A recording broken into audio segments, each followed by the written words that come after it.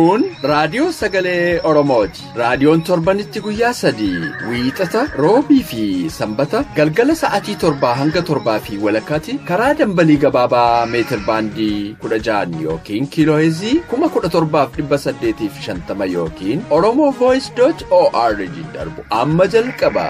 Kun raadiyoo sagalee Oromooti.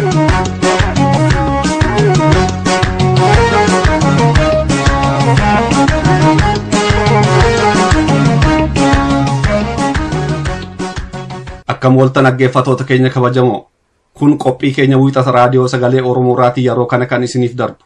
Qophiin keenya har'aa oduu fi qophii xiyyeeffannooti. Muuziqaa torbees ni qabna. Qophii keenya beeksisuun kan si waliin turu Allammii Sooriiti.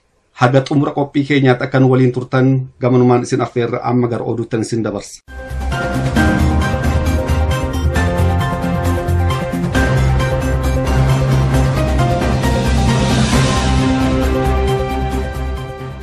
Akkam waltan dhaggeeffattoota keenya an lalisee wadaajootii oduu har'aaf qabnuun isin dhiyeessa. Guyyaan waraana bilisummaa Oromoo kan bara kana Awustiraaliyaa Meelboornitti amajjii 7 bara 2018 kabajame. Ayyaana kanarratti hawaasni Oromoo magaalaa Meelboorni keessa jiran argamuun kabajaa fi jaalala wabuuf qaban ibsaniiru. Sirni kun yaadannoo wareegamtootaa fi eebba maanguddootaan eegalame. Miseensota shanee gumii abaa'oo kan ta'an Aadde Saamiyaa Usmaanii fi obbo Yaddii Abdushakur sirna kanarratti argamuun haala qabsoo bilisummaa Oromoo keessatti argamu irratti hawaasaaf ibsa kennaniiru.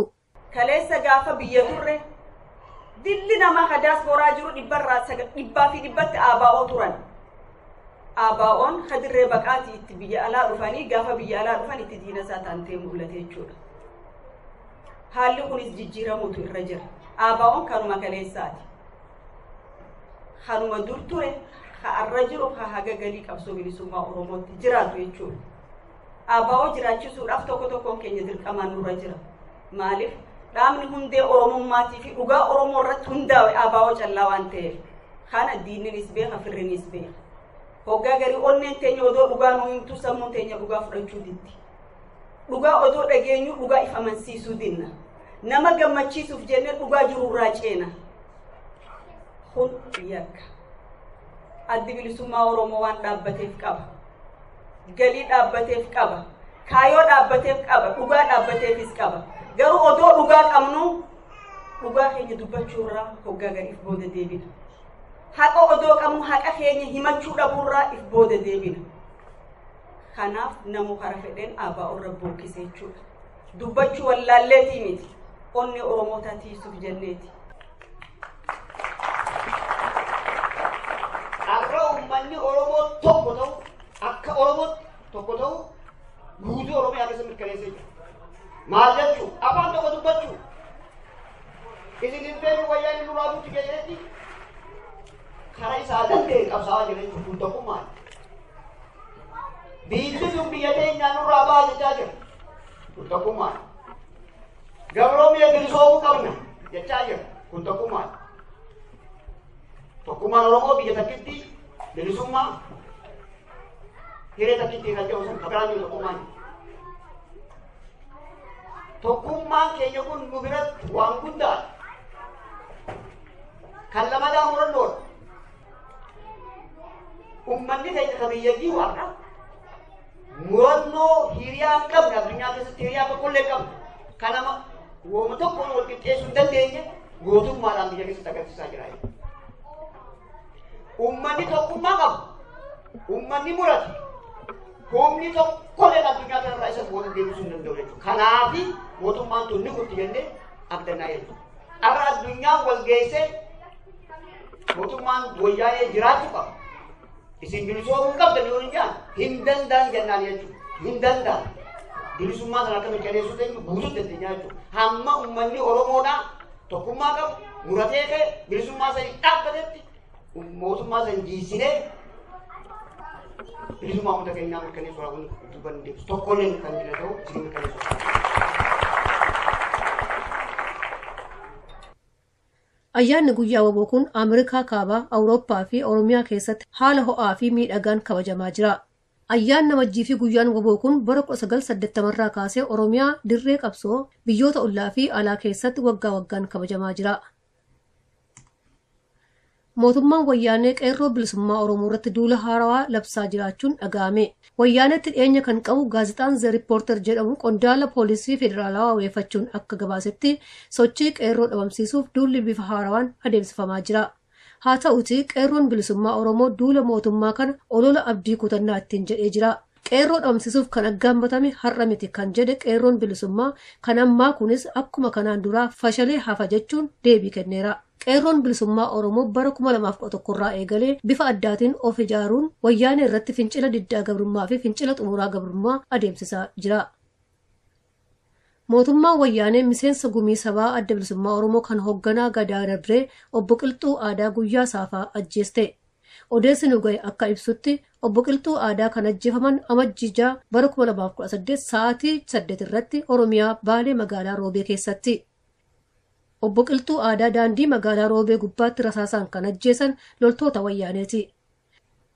Wayyaaneen humna qabu hundumaatti dhimma baatee qabsoo bilisummaa Oromoo dhabamsiisuuf duula cimaa saba Oromoo irratti addatti immoo miseensotaa fi deeggartoota adda bilisummaa Oromoo irratti gaggeessaa jiraachuun beekamaadha. Abaa'oonis ijoo dubbii baase keessatti ajjechaan kamuu qabsoo Oromoo duubatti hin deebisu jedheera. Raadiyoon Sagalee Oromoo maatii obbo Qilxuu Aadaa fi uummata Oromoo maraaf jajjabina hawwa. Oduun sa'aatii kanaaf qabnu kanuma sagantaa keenyaafan waliin turtii gaarii.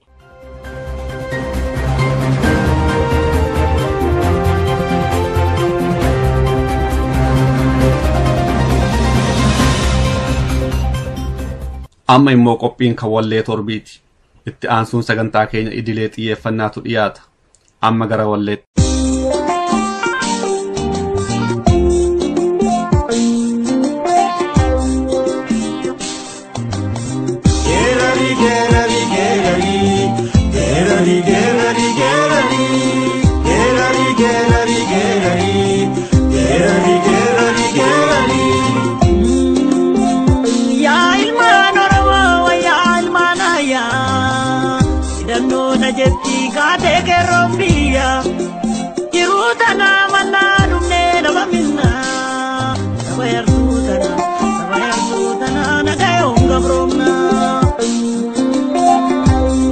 Tigrata tua makale om jenne buka sanyida surada wajenne enya jijiganu sena mangorane ya kamsawa saba kero biamlolu dandina biasa alele kakanu kamsawa nikuma kapso nitipuba jiradu Jiradu boleh ko matangke abunu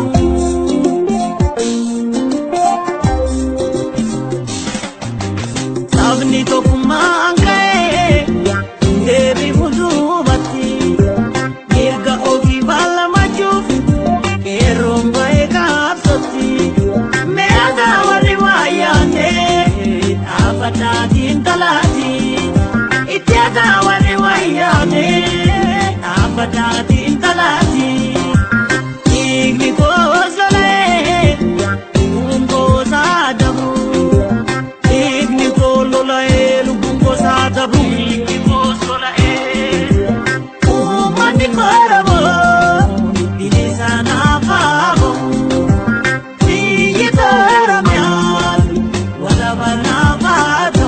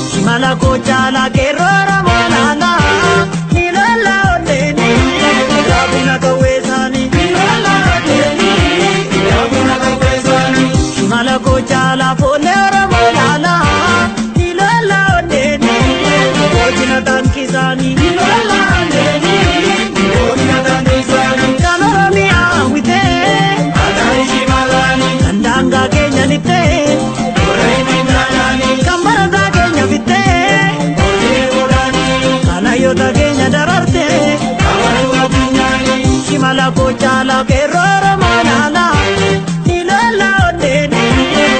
Gotina tankisani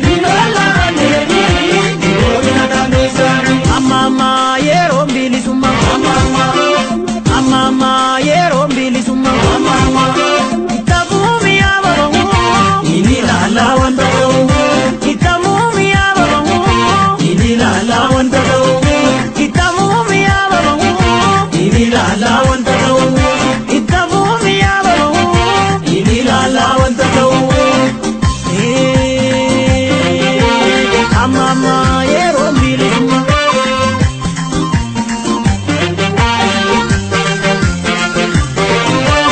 Enyu tambae sodada an tanyi godati Enyu tambae sodada ani daloza kubeti Enyu tambae sodada an tanyi godati Enyu tambae sodada ani daloza kubeti Eranza go maero tuama Kole siati milisuma Kole siati milisuma Kole maero tuama Kero siati milisuma Kero siati milisuma Kole kawachizi dangake Madubi abage Yababine keti Denis kanketi Yababine keti Reda wangeti Yababine keti Darebi yongeti Yababine keti Naskangur sumketi Yababine keti Oyale misketi Yababine keti Yawalongeti Yababine keti Jamatakal keti Bindenis Kenya Reda wangenya Darebi yongenya Sumchinaksan Kenya Oyale miskenya Yawalongenya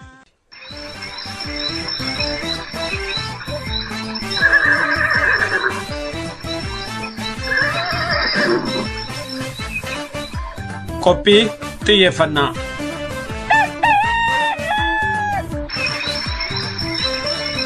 Akkam jirtu dhaggeeffattoota keenya. Qophii keenya xiyyeeffannaa keessatti waan dhimma Oromoo ilaallatu kan uummata Oromoo guddisee hubachuun irra jiraatu irratti xiyyeeffannee torbaanitti daqiiqaa 20 isin waliin turra. Qopheessaan qophii kanaa an Dhaabasaa Waaqjiraati. Itti dhiyaadhaa.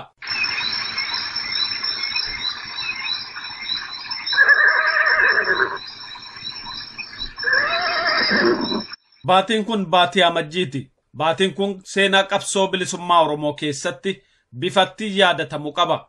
Keessumaa bara 1970 gara dhumaa keessaa fi bara 1980 gara jalqabaa keessa seenaa qabsoo Oromoo keessatti haala rakkisaatu dhalate. Kunis waraana bilisummaa Oromoo uummata Oromoo bilisoomsuuf dirree fi bosona adda addaatti bobba'e irratti duulli diinaa keessaa fi alaan yerootti jabaatee jiru keessatti humni hogganoota olaanaa dhaabichaas bakka adda addaatti wareega gurguddaa yeroo baase keessatti haalli dukkanaa tokko dhalatee ture. Gama tokkoon waraanni bilisummaa Oromoo marfata diinaa keessa seenuudhaan haalli yaaddessaa isa mudatee ture.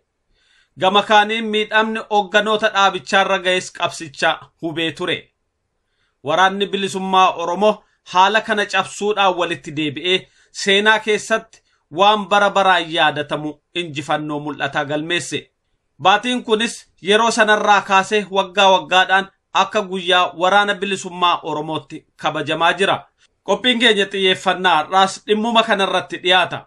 Qophichis mata duree uummanni humna ittisaasaa jabeeffate bilisummaasaa dafee galmeeffata qophii jedhu qabannee dhiyaanneerra nu waliin turaan jedha.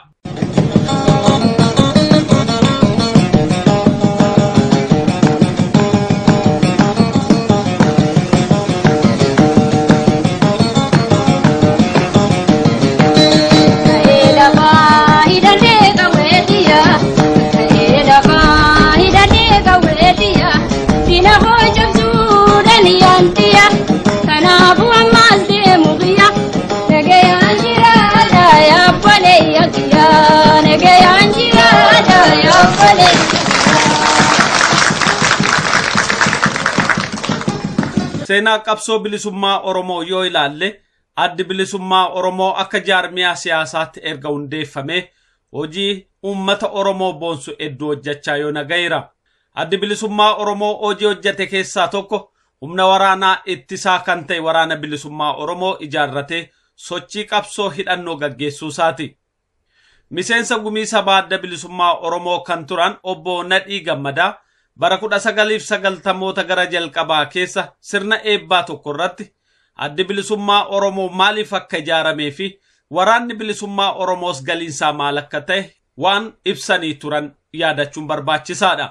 Dhaaba polotikaa kan horate kana akka akeekni isaa fiixa bahu gochuudhaaf haallan barbaachisan hundaa'u guutee argamuu fi qophaawaa ta'uudhaaf karaa hidhannootiinis taanaan humni keenya jechuun addi bilisummaa Oromoo kan kallacha ta'ee nu dursu humna waraana bilisummaa Oromoodhaa ijaaree yeroo haalli gaafatetti qabsoo hidhannoodhaa qusannoo malee haallan hangam jajjabaatan yoo uumamanis danda'achuudhaan tarkaanfiilee hin tuffatamne fudhachuun ummanni Oromoo yeroo duraatiif erga gabrummaa jalatti kufe booda har'a ifaa sadarkaa tokkootis ta'u akka arguu fi mirga abdachiisaa akka gonfatu gochuun danda'amee jira jechuudha.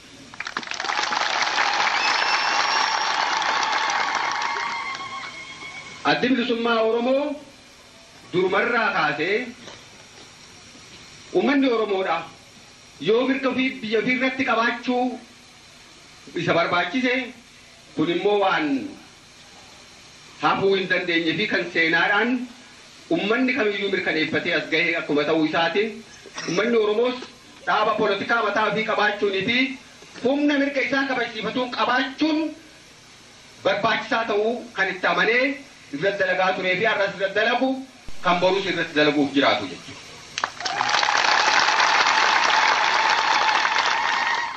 Haa ta'uti addi bilisummaa Oromoos ta'e waraanni bilisummaa Oromoo wareega ulfaataa otoo hin baasin injifannoo kanan galmeessine. Keessumaa mudannoo waraana bilisummaa Oromoof adda bilisummaa Oromoo kan bara 1970 gara dhumaa keessaa addatti kan yaadatamu.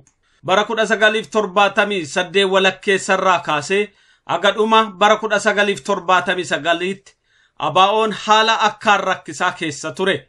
Yeroon kun yeroo lolli Somaaliyaa fi Itoophiyaa dhumate waraanni Ziyaad Barree arihamee ba'ee mootummaan Dargii humna ABO kan reef ijaaramaa jiru dhabamsiisuuf duula walirraa hin cinne itti bobbaase ture. Waraanni bilisummaa Oromoo Baalee Arsiif Arargee keessatti duula kana ofirraa deebisuuf lola ciccimaa gaggeesse akka ture seenaan ni yaadachiisa. Qunnamtiinsaas addaan citee ni faca'aa yaaddoon jedhullee miseensota keessa akka bulee ture seenaa dhaabicharraa kan hubatamu. Qabsoon haqaa yoomiyyuu waan injifatuuf jagnoonni waraana bilisummaa Oromoo duula Dargii ofirraa deebisanii amajjii tokko bara 1980 walitti dhufanii ayyaana guddaa ayyaaneffatan. Bara 1980 irraa kaasee guyyaan waraana bilisummaa Oromoo bara baraan guyyaa waraana bilisummaa Oromoo fi guyyaa injifannoo ta'ee kabajamutti jira. Kunis dirree qabsoo bira darbee uummata Oromoo bakka jiran biratti ga'uudhaan har'a addunyaa mara keessatti amajjii yoo dhufu bara baraan guyyaa waraana bilisummaa Oromoo haala nama boonsuu fi nama jajjabeessuun kabajamutti jira.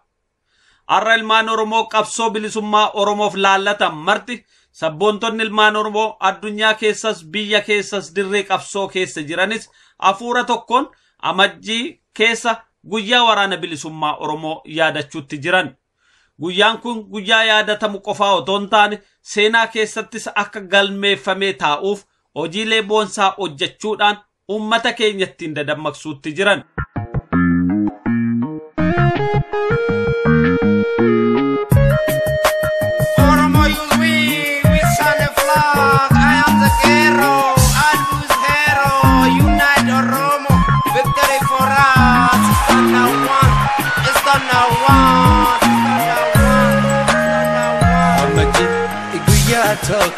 Guyyaa tokko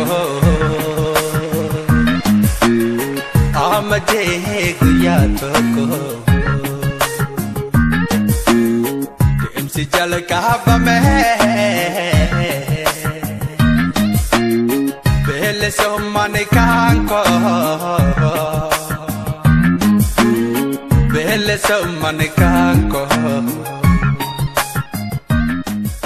Akeekni amajjiin tokkotti kabajamus ummata Oromoo injifannoo qabsoo hidhannoon argatan akka yaadatan taasisuudha.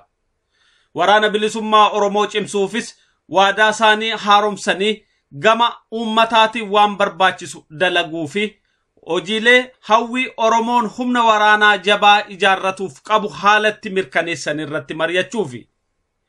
Waraana bilisummaa Oromoo bakka jiranitti jajjabeessuu fi ilmaan Oromoo mooraa diinaa keessa jiranis akka of beekanii qawwee isaanii diinatti garagalchuudhaan ummata Oromoo humneessan jajjabeessuufi. Seenaa qabsoo bilisummaa saboota addunyaarraa kan hubatamus ummati bilisummaa isaaf waraana isaaf gaachana ta'e bilisummaa isaa daddafee argata. Ummati kan isaaf wareegamu qabus yoomiyyuu ta'u gabrummaa jalatti kufee hin hafu.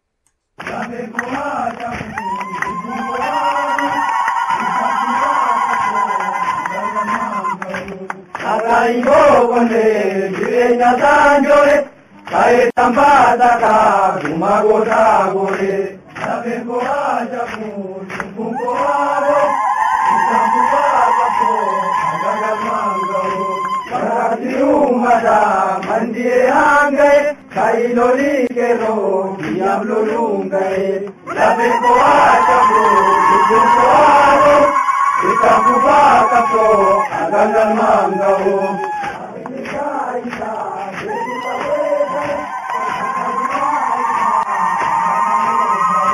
Nabe koa jabu lubu koa bau itakuba kapo agangan mangau Mama desa ade disulai arata lorobo etakolai ade tukai kade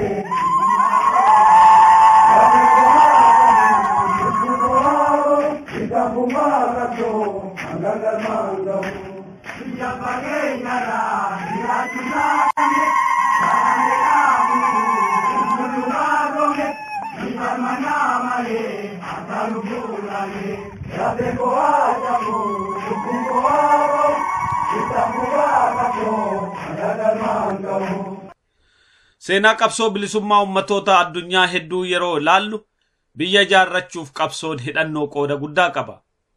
Biyyoonni qabsoo hidhannoo malee ijaaraman jiru jedhanii himuunis nama rakkisa. Qabsoon hidhannoo ummata tokko ijaaree hiriirsuu akkasumas jaarmiyaa fi sabboonummaa ummataa cimsuu fi itichuu keessatti qooda olaanaa baasa. Waraanni bilisummaa Oromoos ummata Oromoo dammaqsuu fi ijaaruun cinattis ummatichaaf gaachana ta'uudhaan bakka adda addaatti wareega gurguddaa baasaa yoo naga'e. Ammallee qabsoon ummata Oromoo bakka isaa waan hin geenyeef waraanni bilisummaa Oromoo ammas bakka jirutti qooda isaa baasuutti jira. Waraanni kun ummata Oromoo bilisoomsuun alattis mootummaa Oromoo gara fuulduraatti ijaaramuuf ittisa jabaaf cimaa ta'uudhaaf kan of kennee lolaa jiru. Kanaaf ummanni Oromoo bakka adda addaatti waggaan yeroo dhufu amajjii keessa walitti dhufee guyyaa kana akka addaatti kabaja. Guyyaa kanaan da'achuunis seenaa waraana bilisummaa Oromoo walitti hima. Wallaansoo waraanni bilisummaa Oromoo bakka adda addaatti baasaa jirus walii hubachiisa. Kanaanis ummanni Oromoo qooda waraanni bilisummaa Oromoo baasu beekuudhaan akka bira dhaabbatanii fi qooda isaanii baasan taasisaa jira. Miseensa Shanee Gumee Adda Bilisummaa Oromoo kan ta'an obbo Dhugaasaa Bakakkoo ayyaana guyyaa waraana bilisummaa Oromoo amajjii tokko bara 2017 kabajame irrattis haaluma kana hubachiisanii turan. Guyyaan waboo guyyaa gaachanaa fi ittisa humna uummata keenya akka ta'e waboo itti kabajnu ol kaafnu barbaachisummaan waboo qabsoo bilisummaa Oromoo keessatti bakka olaanaa qabaachuu irraa akka ka'e waboo cimsinee ijaaruudhaa fi wareegama isa dabre yaadataa isa fuulduraatiif immoo of qopheessuudhaaf hojjennu ta'uu isaati guyyaa waboo. Akkatti jalqabame waan laaluun waa iddoo of keessaa qabaa. Guyyaan kun guyyaa waggaa guutuu lolaa bu'aa ba'aa wareegama olaanaa meeqatti baafamee dhuma amajjii kanatti dhuma waggaa isa dabree yookaan immoo saaraa seenutti waboon cibirroota isaarraa bakka buufatee dorgommiilee ispoortii garaagaraa kan akka aggaammii kan akka cheezii kan walaloo fi waan kana fakkaatu hundaan walitti dhufee mataa isaa haaromsatee sana caalaa immoo duulaaf tarkaanfii cululuqaa waggaa taanu galmeessuudhaaf itti qophaa'ee hamilee olaanaadhaan falmaa dirreetti itti deebi'uudha.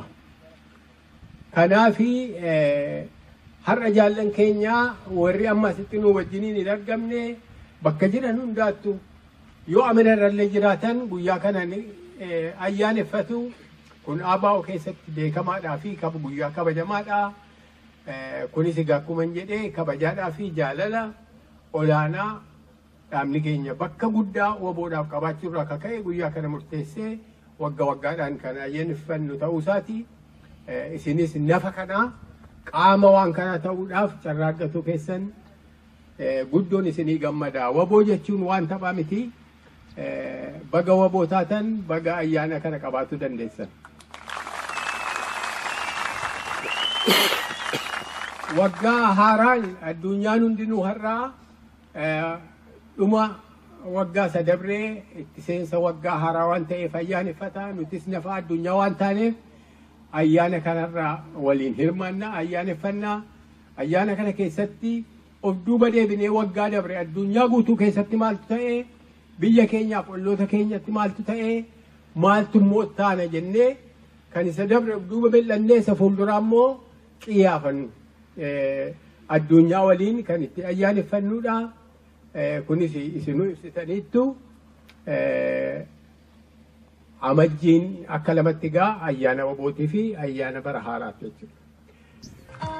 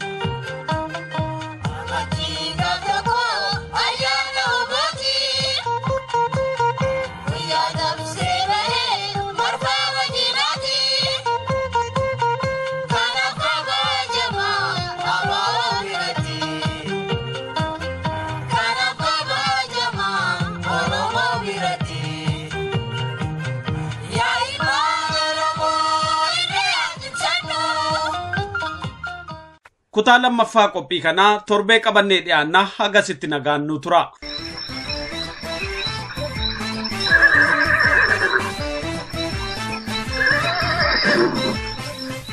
Haga yoonaatti caqasaa akka turtan raadiyoo sagalee Oromoo dambalii gabaabaarraa isiniif darbaa ture. Daqiiqaa 30 waan waliin turtaniif hedduu galatooma. Qophiilee keenya roobiitiin hanga walitti deebinutti nagaannuuf turaa horaa bulaa.